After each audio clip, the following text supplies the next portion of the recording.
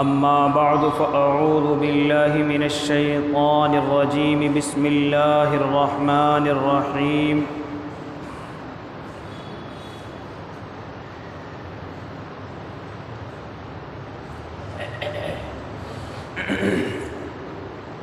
إنك لعلى خلق عظيم وقال تعالى واعف عنهم واستغفر لهم وشاورهم في الأمر وقال النبي صلى الله عليه وسلم الدين النصيحة أو كما قال صلی اللہ علیہ وسلم۔ واجب الاحترام ساتھیوں، بزرگوں، نوجوانوں اور معصوم بچوں، اور اپنے گھروں میں سماعت فرمانے والی پاکیزہ مائیں اور بہنوں،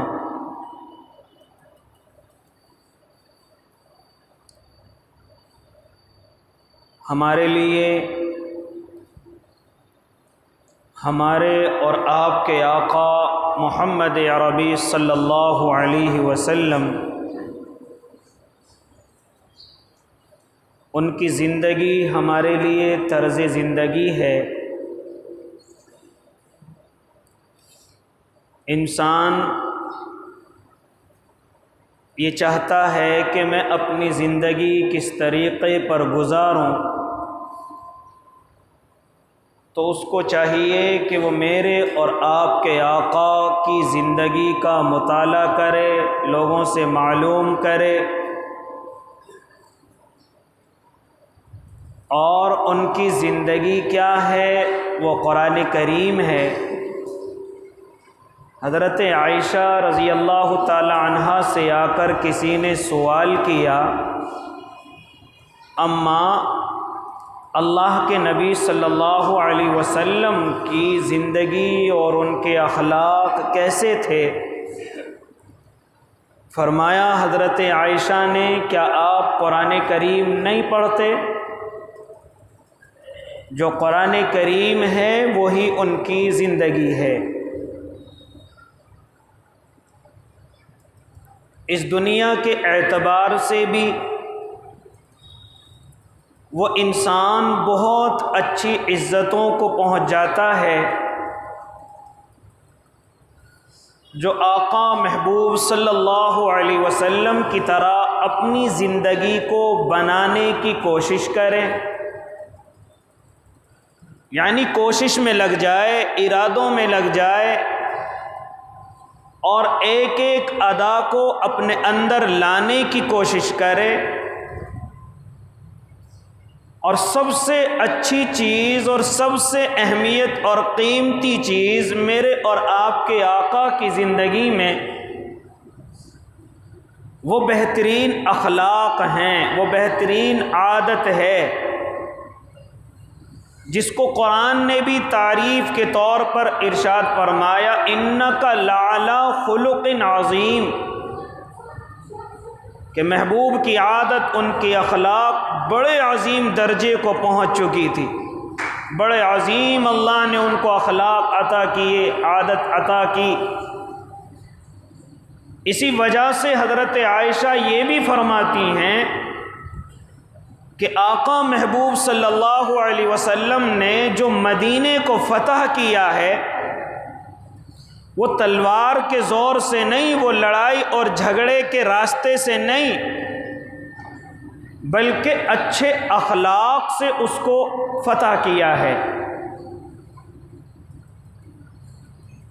اچھے اخلاق کو دیکھ کر کے صحابہ میرے اور آپ کے آقا کے ایسے عاشق ہو گئے، ایسے دیوانے ہو گئے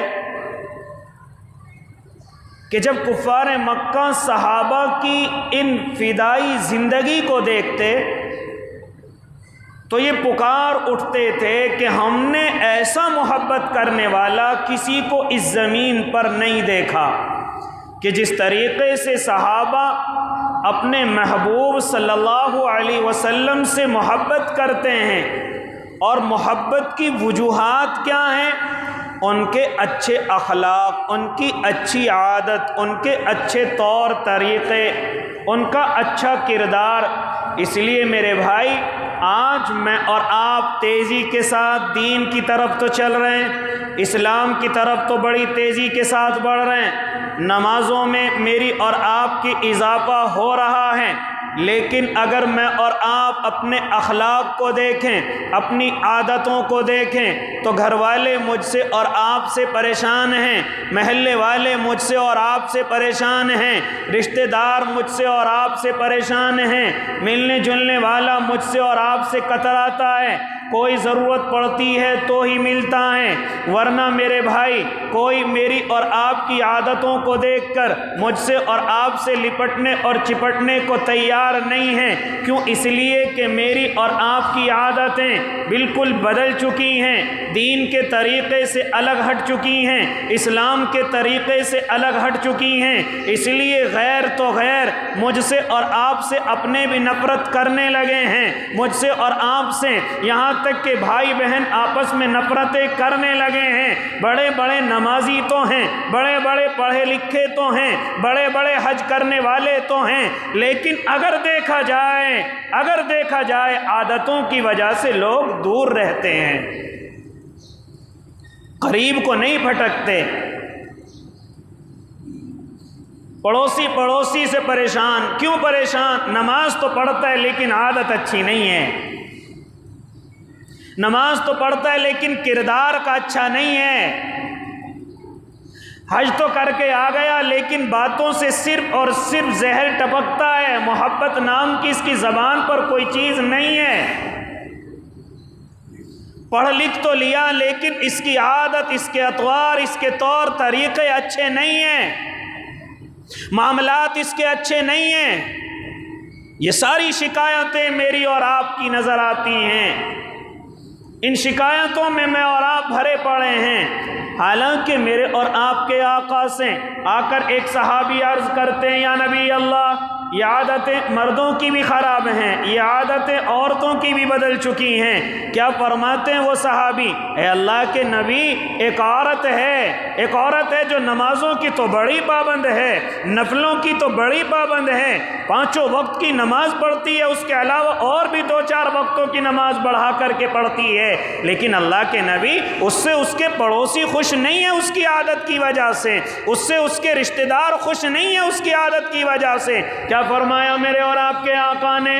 یہ عورت دوزخ کی مستحق ہے، یہ عورت دوزخ کے اندر جائے گی، اس کی نمازیں اس کو نہیں بچا سکتی، ہاں اس کے روزے اس کو نہیں بچا سکتے، اگر اس کی عادت میں کمی ہے، اس کے طور طریق اچھے نہیں ہیں، اس کی زبان لوگوں کے دلوں کو چیرتی ہے، تو پھر یہ عورت جہنم کی مستحق ہے۔ اور ایک اور عورت کے بارے میں صحابہ نے عرض کیا، یا نبی اللہ، ایک عورت ہے، صرف فرض نمازیں تو پڑھتی ہے، نفلوں کی اتنی پابند نہیں ہے، تہجد اور اشراق کی اتنی پابند نہیں ہے، اوابین کی اتنی پابند نہیں ہے، لیکن اللہ کے نبی اس کے پڑوسی اس کی شکایت نہیں کرتے بلکہ اس کی تعریف کرتے ہیں، بڑی نیک بندی ہے، بڑی اللہ کی بندی ہے، نہ کبھی کسی کو زبان سے تکلیف پہنچاتی ہے، نہ ہاتھ سے تکلیف پہنچاتی ہے۔ کیا فرمایا میرے اور آپ کے آقا نے؟ یہ عورت جنت کی مستحق ہے۔ یہ عورت کس چیز کی مستحق ہے؟ یہ عورت جنت کی مستحق ہے۔ تبھی تو میرے اور آپ کے آقا محمد عربی صلی اللہ علیہ وسلم ارشاد فرماتے ہیں کہ اچھی عادت والا انسان، اچھے اخلاق والا انسان، جس کی عادت اچھی ہو، جس کے اخلاق اچھے ہوں، تہجد کا پابند تو نہیں ہے، ہاں پابندی سے، ہاں رمضان کے علاوہ روزے تو نہیں رکھتا، نفلوں کی پابندی نہیں کرتا، لیکن میرے آقا ارشاد فرماتے ہیں کہ اچھے اخلاق والا راتوں کو عبادت کرنے والے اور دنوں کو روزہ رکھنے والوں کے برابر ہوتا ہے۔ یعنی عادت بڑی اچھی ہے، اخلاق بڑے اچھے ہیں، بیوی بھی خوش ہے، بچے بھی خوش ہیں، پڑوسی بھی خوش ہیں، کسی کو نہ زبان سے تکلیف پہنچاتا ہے، نہ ہاتھ سے، نہ اپنے کسی عمل سے تکلیف پہنچاتا ہے۔ کیا فرمایا میرے آقا نے؟ کیا فرمایا؟ راتوں کو تہجد پڑھنے والے کے برابر ہے اگرچہ سوتا رہتا ہے، دنوں کو روزہ رکھنے والوں کے برابر ہے اگرچہ اپنے کام ہلنے میں لگا رہتا ہے۔ اس لیے میرے بھائی، اس عادت اور اخلاق کا اس شریعت کے اندر بڑا پیمانہ ہے، بڑی قیمت ہے، بڑی دولت ہے۔ لیکن آج میں نے اور آپ نے اپنی نمازوں پر تو بڑی محنت کی ہے، حالانکہ میں اور آپ اس میں بھی کمزور ہیں، دین پر تو بڑی تیزی کے ساتھ محنت کر رہے ہیں اور اپنے ظاہر پر بڑی محنت کر رہے ہیں۔ میں دیکھنے میں کیسے اچھا لگوں گا؟ ہاں، بہت اچھے اپنے بال رکھتا ہے، داڑھی رکھتا ہے، کرتا اور پائجامہ رکھتا ہے، لوگ دیکھ کر کے بڑا اچھا سمجھتے ہیں۔ لیکن جیسے ہی عادت کی طرف پہنچتے ہیں، جیسے اخلاق کے قریب آتے ہیں تو فوراً لوگ نفرت کرنے لگتے ہیں۔ ارے جو دکھ رہا ہے وہ نہیں ہے، بلکہ اندر سے بڑا خطرناک ہے، اندر سے بڑا لوٹنے کھسوٹنے والا ہے، اندر سے بڑی تکلیفیں پہنچانے والا ہے۔ اس لیے میرے بھائی، اس عادت کو اگر میں اور آپ اچھا بنا لیں، تہجد اور اشراق کی ضرورت نہیں، اللہ مجھے اور آپ کو ان لوگوں میں شامل کر لے گا۔ اس عادت اور اخلاق کی وجہ سے، اس طور اور طریقے کی وجہ سے، آج میری اور آپ کی ان حرکتوں کی وجہ سے اگر نئی کالونیاں بنائی جاتی ہیں، بڑی مہنگی بنائی جاتی ہیں، لیکن ساتھ میں ان کے جو مالک ہوتے ہیں وہ یہ کہہ دیتے ہیں یہاں مسلمان کو مکان نہیں دیا جائے گا، یہاں مسلمان کو فلیٹ نہیں دیا جائے گا۔ جانتے ہو اس کی وجہ کیا ہوتی ہے؟ وجہ یہ ہوتی ہے کہ لوگ، یہ ان کے طور طریق اچھے نہیں ہیں جو ان کی نظروں میں ہیں، ان لوگوں کی عادتیں اچھی نہیں ہیں، ان لوگوں کے اخلاق اچھے نہیں ہیں، یہ جیسے ہم ان کے اخلاق کتابوں کے اندر پڑھتے ہیں یہ ان پر چلنے والے نہیں ہیں۔ ہاں، جیسے ہم نے ان کے اخلاق ان کے نبی کے پڑھے ہیں یہ ان اخلاقوں پر چلنے والے نہیں ہیں، مطلبی ہیں، زبان کے پکے نہیں ہیں، وعدہ خلاف ہیں، دھوکہ دینے والے ہیں، جس میں کھاتے ہیں اسی میں چھید کرنے والے ہیں۔ یہ ساری چیزیں مجھ سے اور آپ سے جڑی ہوئی ہیں، یہ ساری چیزیں مجھ سے اور آپ کی ذات سے جڑی ہوئی ہیں۔ اس لیے لوگ مجھ سے اور آپ سے نفرتیں زیادہ کرنے لگے، اس لیے لوگ مجھ سے اور آپ سے زیادہ بچنے لگے، میرے اور آپ کے قریب آنے کی کوشش نہیں کرتے، بلکہ چاہتے ہیں کہ جتنا ان سے دور ہوا جائے اتنا ہی بہتر ہے، اتنا ہی اچھا ہے۔ اور آج میری اور آپ کی حالت کچھ ایسی ہو چکی ہے، ہم سے لوگ محبت نہیں بلکہ نفرتوں کا شکار زیادہ ہو رہے ہیں۔ اس لیے میرے بھائی،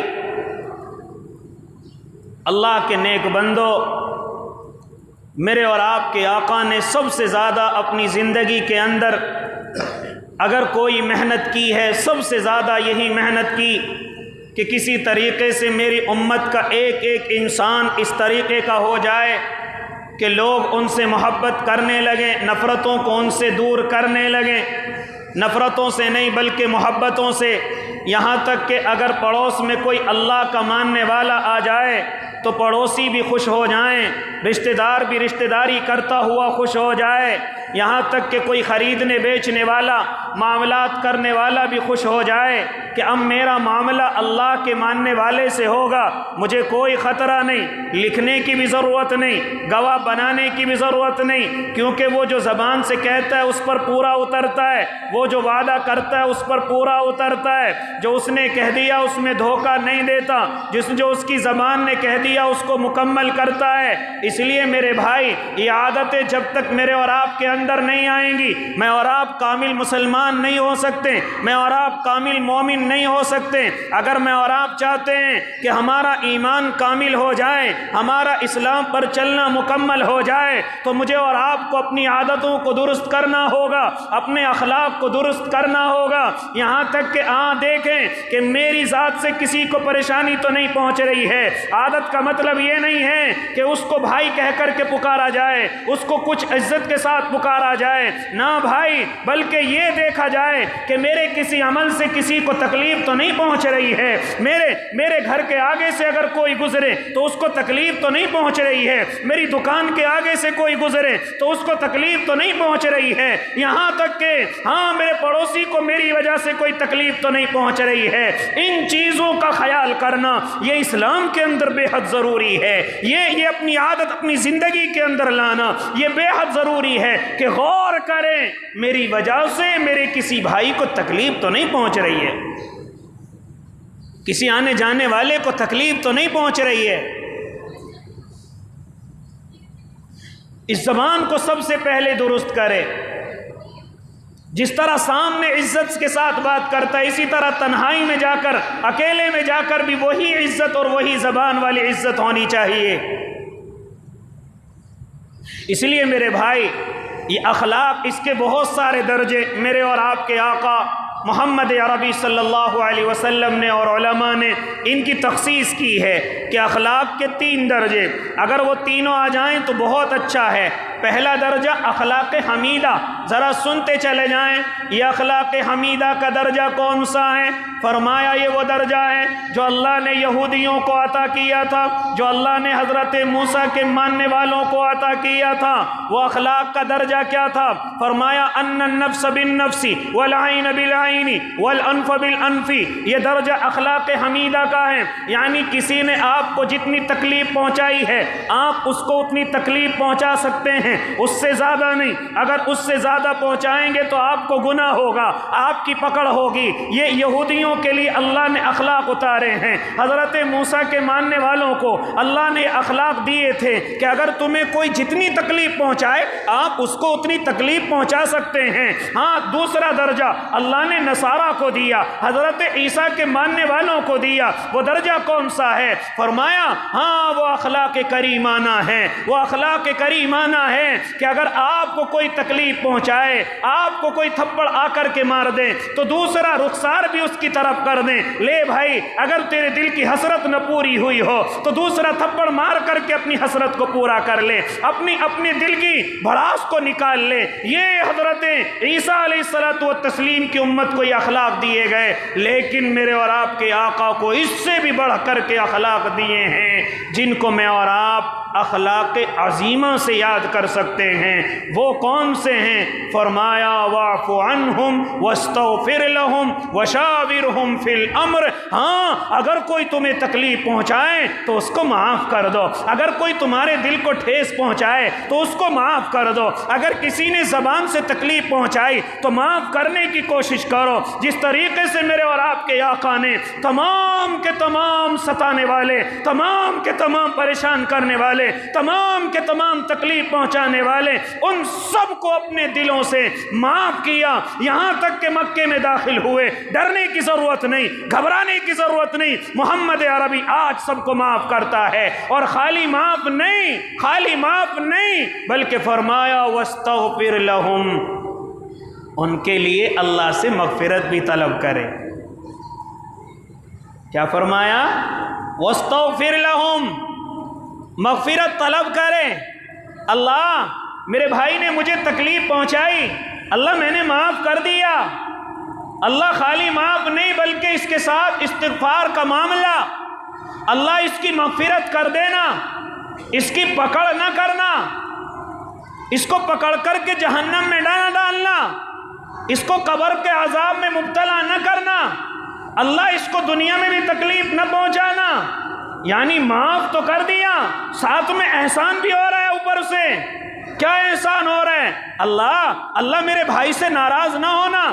یہ اخلاق کس کو دیے؟ یہ میرے اور آپ کے آقا محمد عربی صلی اللہ علیہ وسلم کو عطا کیے۔ تبھی تو جب آپ طائف کے میدانوں میں ہیں اور طائف کی گلیوں میں ہیں اور وہاں کے نوجوان لڑکوں نے آپ کو ستایا اور اتنا ستایا کہ لہو لہان ہیں، بے ہوش ہو کر کے زمین پر گر گئے، کیا فرمایا جب فرشتے اتر کر کے آئے، اے نبی جی ہمیں حکم دیجیے ابھی ان کو ملیاں میٹ کرتا ہوں؟ کیا فرمایا تھا میرے آقا نے؟ نا میں نے ان کو معاف کر دیا، ان کو سب کو معاف کر دیا کیونکہ مجھے ابھی جانتے نہیں ہیں۔ اور خالی معاف نہیں بلکہ دعا دی، اللہ اگر یہ دین کے اندر داخل نہیں ہوں گے ان کی نسلیں تو ضرور دین کے اندر داخل ہوں گی۔ کوئی بد دعا نہیں، کوئی پکڑ کے الفاظ نہیں۔ اور پھر فرمایا خالی استغفار کی دعا نہیں، وشاورہم فی الامر، جب تم کوئی کام کرو تو ان کو مشورے کے لیے بھی بلانا ہے، ان کو چھوڑنا نہیں ہے۔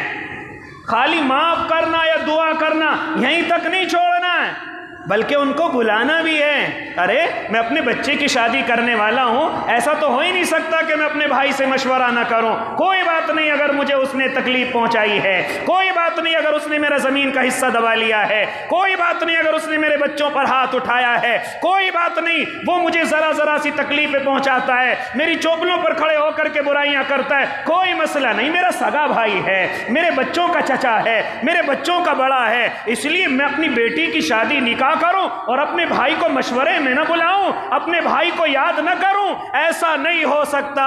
کیا فرمایا میرے آقا نے، کیا فرمایا اللہ رب العزت نے، وَشَاوِرْهُمْ فِي الْأَمْرِ، مغفرت کی دعا کر کے چھوڑنا نہیں ہے بلکہ ان کو اپنے مشوروں میں بھی بلانا ہے۔ یہ ہیں اس امت کے اخلاق۔ ذرا دلوں پر ہاتھ رکھ کر کے بتاؤ، اگر یہ عادتیں میرے اور آپ کے اندر آ جائیں تو کیا کوئی ہم سے ٹوٹ سکتا ہے؟ کوئی ہم سے دور جا سکتا ہے؟ کوئی ہم سے الگ رہ سکتا ہے؟ لیکن نہیں، کسی نے تکلیف پہنچائی ہے تو جب تک اس کو تکلیف نہیں پہنچے گی مجھے سکون نہیں ملے گا، جب تک وہ بیماری کی چارپائی پر جا کر کے نہیں پڑے گا مجھے سکون نہیں ملے گا، جب تک اس کو کاروبار میں نقصان نہیں پہنچے گا میرے دل کو ٹھنڈک نہیں پہنچے گی۔ یہ عادت میری اور آپ کی ہو چکی ہے، یہ ایسی خصلت میری اور آپ کی بن چکی ہے۔ اس لیے میرے بھائی یہ خصلت اللہ کے نبی کی نہیں، یہ تو اللہ کے نبی کے دشمنوں کی خصلت ہے، یہ تو اللہ کے نبی کو جو تکلیف پہنچانے والے ہیں ان کی خصلت ہے، یہ میرے آقا کی خصلت نہیں۔ میرے آقا کی خصلت کیا ہے؟ قرآن بیان کرتا ہے وَاعْفُ عَنْهُمْ، کیا کرتے تھے؟ معاف کر دیا کرتے تھے۔ ارے میں نے تجھے معاف کر دیا، سب کو معاف کر دیا، یہاں تک کہ ابو سفیان پوری زندگی میرے اور آپ کے آقا کے خلاف چلتا ہے، میرے اور آپ کے آقا کے خلاف لوگوں کو لے کر کے آتا ہے، میرے اور آپ کے آقا کے خلاف مقابلہ کرتا ہے، لیکن کیا ہوا؟ میرے آقا کہتے ہیں ابو سفیان تجھے معاف کر دیا، اور خالی معاف نہیں بلکہ جو تیرے گھر کے اندر داخل ہوگا میں نے اسے بھی معاف کر دیا۔ یعنی ساتھ میں عزت بھی دے رہے ہیں، ساتھ میں اس کا وقار بھی بڑھا رہے ہیں، ساتھ میں اس کا اکرام بھی کر رہے ہیں۔ کیسے؟ ابو سفیان تجھے تو معاف کر ہی دیا، لیکن جو تیرا نام لے گیا تیرے گھر میں داخل ہوگا میں اس کو بھی معاف کر دوں گا۔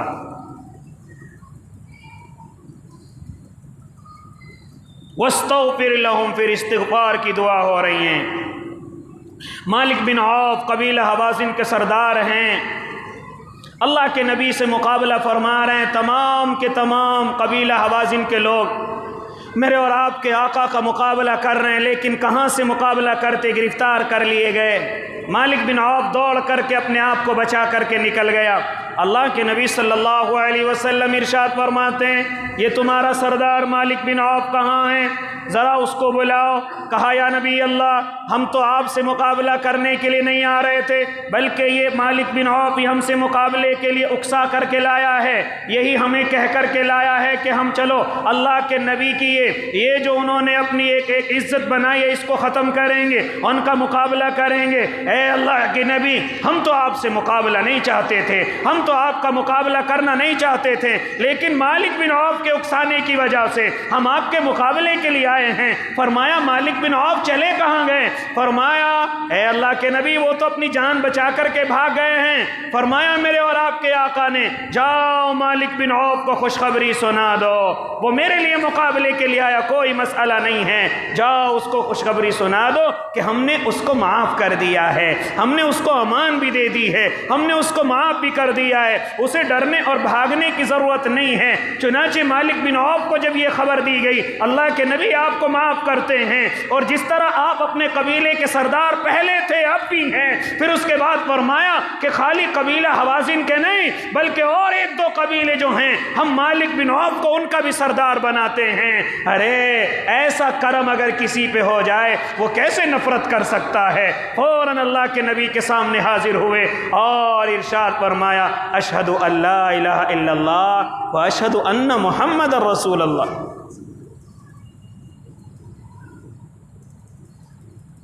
اور آج میری اور آپ کی حالت یہ ہے کہ ہم اپنے سگے بھائیوں کو معاف کرنے کے لیے تیار نہیں، اپنے سگے بھائیوں سے ہم مل کر کے چلنے کے لیے تیار نہیں۔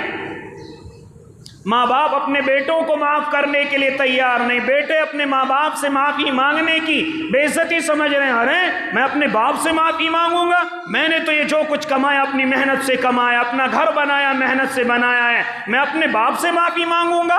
میں اپنے باپ کے سامنے اپنا سر جھکاؤں گا؟ میری بیوی کے سامنے میری کیا عزت رہ جائے گی؟ میرے سسرال والوں کے سامنے میری کیا عزت رہ جائے گی؟ ایسا تو ہو ہی نہیں سکتا کہ میں اپنے باپ کے سامنے اپنی گردن کو جھکا دوں۔ یہ آج میری اور آپ کی حالت ہو چکی ہے، لیکن کیا فرمایا میرے اور آپ کے آقا نے؟ نوجوانوں سنو، نوجوانوں تم سے گفتگو کرنے لگا، جن کی نئی نئی شادیاں ہوئی ان سے گفتگو کرنے لگا، جو نئی نئی شادیاں ہو کر اپنے ماں باپ کو چھوڑ کر کے الگ رہنے میں اپنے آپ کو سکون محسوس کر رہے ہیں، وہ ذرا اپنے کانوں سے سنیں کیا فرمایا میرے اور آپ کے آقا نے۔ ارے اللہ نے تمہارے بڑوں میں برکتیں رکھی ہیں، اللہ نے تمہارے بڑوں میں، تمہارے ماں باپ میں، تمہارے دادا دادی میں، اللہ نے ان میں برکتیں رکھی ہیں، ان کو چھوڑ کر کے نہ جایا کرو، ان کو چھوڑ کر کے الگ رہنے کی کوشش نہ کیا کرو، ورنہ پھر پریشان ہوں گے، کوئی تمہاری پریشانیوں کا حل نہ دے گا، کوئی تمہارا ساتھ نہ دے گا۔ یہ تو ماں باپ ہی ہیں جو تمہاری غلطیوں کو بھی برداشت کرتے ہیں اور پھر بھی تم پر کرم کرتے ہیں۔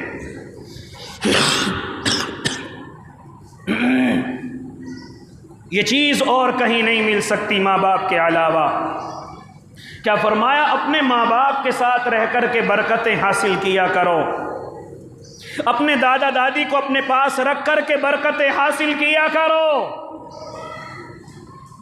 اور بڑوں میں خالی ماں باپ نہیں بلکہ بڑا بھائی بھی آتا ہے جو تمہارے لیے محنت کر کر کے بوڑھا ہو چکا ہے، جو تمہارے لیے مزدوری کر کے بوڑھا ہو چکا ہے۔ تمہارا بڑا بھائی بھی بڑوں میں ہی آتا ہے۔ اسی لیے تو حضرت موسیٰ علیہ الصلوۃ والتسلیم جب اللہ رب العزت نے ان کو کہا تھا، ان کو ارشاد فرمایا تھا، حکم دیا تھا، اے موسیٰ تمہیں فرعون کے پاس جانا ہے، انہ طغیٰ، وہ بہت بڑا سرکش ہو چکا ہے، اس کے پاس جانا ہے۔ حضرت موسیٰ علیہ الصلوۃ والتسلیم فرماتے ہیں، یا نبی اللہ، یا الہ العالمین، یا اللہ، وہ تو بڑی گورنمنٹ چلا رہا ہے، بڑا مالک ہے، بڑا طاقت والا ہے، بڑی قوم اس کو مانتی ہے، اس کے سامنے سر جھکاتی ہے، میں اکیلا جا کر کے کس طریقے سے اس سے بات کروں گا؟ میرے ساتھ کسی کو کر دیجئے، میرے ساتھ کسی کو، میرے ساتھ کسی کو روانہ کر دیجئے۔ کس کو چاہتے ہو؟ کس کو چاہتے ہو؟ کیا فرمایا تھا حضرت موسیٰ نے؟ رب اشرح لی صدری ویسر لی امری واحلل عقدۃ من لسانی یفقہوا قولی واجعل لی وزیرا من اہلی ہارون اخی۔ اللہ میرے بھائی کو میرے ساتھ کر دیجئے۔ کس کو کر دیجئے؟ میرے بھائی ہارون کو میرے ساتھ کر دیجئے، کیونکہ جو ہمدردی، جو محبت، جو شغف بھائی کے اندر ہے وہ کسی اور کے اندر نہیں ہو سکتا۔ آج ذرا سی کوئی بات ہو جائے تو سب سے پہلے بھائی کے رشتے پر چھری چلتی ہے، سب سے پہلے بھائی کو ایک طرف ڈال دیا جاتا ہے، سب سے پہلے اگر عورت کی بات مانی جاتی ہے تو بھائی کے تعلق سے مانی جاتی ہے۔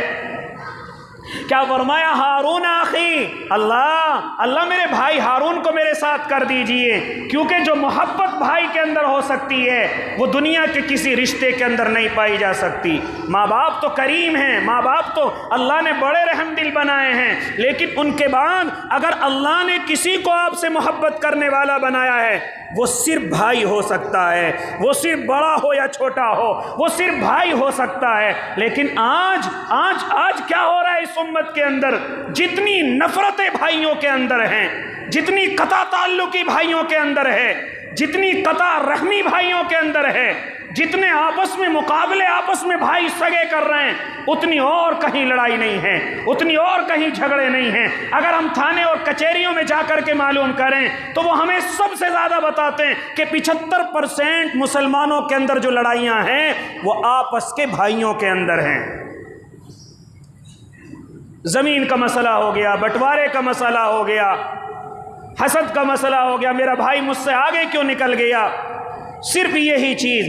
اور جن بھائیوں کے اندر محبت ہے آپ ذرا غور کرتے چلے جائیں، جو بھائی آج تک بھی محبت کے ساتھ رہتے ہیں وہ بار بار زوال کی طرف جاتے ہیں، بار بار نقصان کی طرف جاتے ہیں، لیکن چونکہ بھائیوں کے اندر محبت اتنی ہے اللہ اسے اس نقصان سے فوراً نکال لیا کرتا ہے، اور پھر اللہ رب العزت ان کو ایسی طاقت اور قوت عطا کرتا ہے کہ لوگ تعجب کرتے ہیں، ارے ان کے پاس یہ چیز آ کہاں سے گئے، یہ تو بالکل برباد ہو چکے تھے، ان کے پاس تو اپنا مکان بھی نہ رہا، ان کے پاس تو اپنا کوئی مال و دولت بھی نہ رہا، لیکن ان کے پاس یہ محبت کہاں سے چلی آئی، یہ پھر دوبارہ سے کیسے طاقت کے اندر آ رہے ہیں، یہ دوبارہ کیسے پھر کامیابی کی طرف لوٹ رہے ہیں۔ جانتے ہو جہاں بہت ساری وجوہات ہیں، ان میں سے ایک ان کی کامیابی کی وجہ یہ ہے کہ بھائیوں میں آپس میں محبت ہے، اس لیے بڑے بڑے نقصان ان سے گزر کر کے چلے جاتے ہیں، بڑے بڑے نقصان ان سے دور ہو جاتے ہیں۔ اس لیے معزز سامعین اعظام اور امت محمدیہ کے جیالو، میں ایک گفتگو کرنے چلا ہوں۔ سب سے پہلے بری عادت، برے اخلاق جو ہمارے پیش آتے ہیں وہ اپنے بھائیوں کے ساتھ پیش آتے ہیں، وہ اپنے خاص طور سے بڑے بھائی کے ساتھ پیش آتے ہیں۔ نا بھائی، کیا فرمایا میرے اور آپ کے نبی نے، میرے اور آپ کے محبوب نے کہ اپنے بڑوں کے ذریعے سے برکتیں حاصل کیا کرو، اپنے بڑوں کے پاس رہا کرو، اپنے بڑوں کو اپنے پاس رکھا کرو۔ ہاں، ان سے برکتیں آتی ہیں، ان سے اللہ کی رحمتیں آتی ہیں، ان سے نعمتوں کا نزول ہوتا ہے، ان سے آج دیکھ لیجئے جو اپنے ماں باپ کو اپنے پاس رکھتے ہیں، جو اپنے بڑے بھائیوں کے ساتھ رہتے ہیں، ان کے حکم کے آگے بالکل چوچرا نہیں کرتے، آج ان کی عزتیں دنیا کے اندر بھی ہیں اور کاروبار کے اندر بھی وہ ترقیاں کرتے ہیں۔ دو ساتھی اللہ کے نبی کی خدمت میں حاضر ہو گئے۔ ایک عرض کرنے لگا، یا نبی اللہ، یہ جو میرا بھائی ہے یہ کچھ نہیں کرتا، صرف تمہارے پاس آ کر کے بیٹھ جاتا ہے، کوئی کام کاج نہیں، صرف اس کو تم سے بات کرنی ہے، دین کی باتیں سنتا ہے، تعلیم میں بیٹھتا ہے، یہاں تک کہ دین کے لیے محنت کرتا ہے، گھر کے لیے کوئی محنت ہی نہیں کرتا، اپنے بیوی بچوں کے لیے کوئی کام ہی نہیں کرتا، کوئی کاروبار ہی نہیں کرتا۔ کیا فرمایا میرے اور آپ کے آقا نے؟ ارے اپنی زبان کو بند کر لے، کہیں ایسا بھی ہو سکتا ہے کہ اللہ تجھے اس کی وجہ سے روزی عطا کرتا ہو۔ اس لیے اپنے بھائیوں کو اپنے لیے بوجھ نہ سمجھا کرو کہ کچھ نہیں کرتا۔ اگر تمہارا بھائی دین کی طرف ہے، محنت کرتا ہے دین کے لیے اپنی جان اور مال لٹاتا ہے، تو تمہیں شکر ادا کرنا چاہیے کہ میں تو اس قابل نہیں ہوں، میرا بھائی دین کے لیے بڑی محنت کرتا ہے۔ ہو سکتا ہے اسی کی وجہ سے گھر کے اندر برکتیں آ رہی ہوں، ہو سکتا ہے اسی کی وجہ سے اللہ روزیوں کو بڑھا رہا ہو سکتا ہے اسی کی وجہ سے اللہ مالوں کے اندر اضافے کر رہا ہو۔ اس لیے ایسے بھائی کو اپنے لیے بوجھ نہ سمجھا کریں۔ اس لیے میرے بھائی، کیا فرمایا میرے اور آپ کے آقا کے لیے؟ کیسے اخلاق کرنے مجھے اور آپ کو؟ اگر کوئی مجھے اور آپ کو تکلیف پہنچائے، نہ اس کے خلاف سازش نہیں، بلکہ اس کو معاف کرنا ہے، اس کے نقصان کا انتظار نہیں کرنا ہے، بلکہ فوراً اس کو معاف کرنا ہے، اور خالی معاف نہیں بلکہ اس کے لیے استغفار بھی کرنا ہے، اور خالی استغفار نہیں بلکہ اس کو اپنے سے جوڑ کر کے چلنا ہے، اس کو اپنے پاس بٹھا کر کے چلنا ہے۔ یہ نہیں کہ اس نے مجھے نہیں بلایا تھا اپنی بیٹی کی شادی میں، اپنے بیٹے کی شادی میں مجھے یاد نہیں کیا تھا، میں بھی اس کو یاد نہیں کروں گا۔ نہیں، یہ محبت نہیں ہے، یہ نبی کے اخلاق نہیں ہے، بلکہ یہ ہے کون سے اخلاق ہے؟ صل من قطع کا۔ اگر کوئی تم سے تعلق توڑنے کی کوشش کرے تو اس سے جوڑنے کی کوشش کرو، اسے اپنے پاس لانے کی کوشش کرو، اس کے پاس جانے کی کوشش کرو۔ کیا فرمایا؟ اگر کوئی تمہیں تکلیف پہنچائے تو معاف کرو، یہاں تک کہ اگر کوئی تم پر ظلم کرے تو تم اس کے ساتھ حسن سلوک کرو۔ کوئی برائی سے پیش آئے تو اس کے ساتھ بھلائی سے پیش آؤ۔ کب تک برائیاں کرے گا؟ کب تک برا چاہے گا میرا؟ ایک دن آئے گا کہ وہ بھی برا چاہتا چاہتا، ایک دن وہ بھی آئے گا، تھک جائے گا اور کہے گا میں غلطی پر تھا۔ اس لیے میرے بھائی، خاص طور سے میں اپنے مسلمان بھائیوں سے، میں اپنے مقتدیوں سے، میں اپنے ملنے جلنے والوں سے جو اس وقت بیٹھے ہوئے ہیں، میں ان سے، اور خاص طور سے جو میری مائیں بہنیں سن رہی ہیں، میں ان سے گفتگو کرنے چلا ہوں۔ ہاں، اچھے اخلاق کی اہمیت نمازوں سے زیادہ ہے، اچھی عادت کی قیمت ہاں تہجد سے زیادہ ہے، اوابین سے زیادہ ہے، اشراق سے زیادہ ہے، ہاں بڑی بڑی تسبیحات سے زیادہ ہے۔ اچھے اخلاق بنا لیجئے تسبیح کی ضرورت نہیں، اللہ جنت عطا کر دے گا۔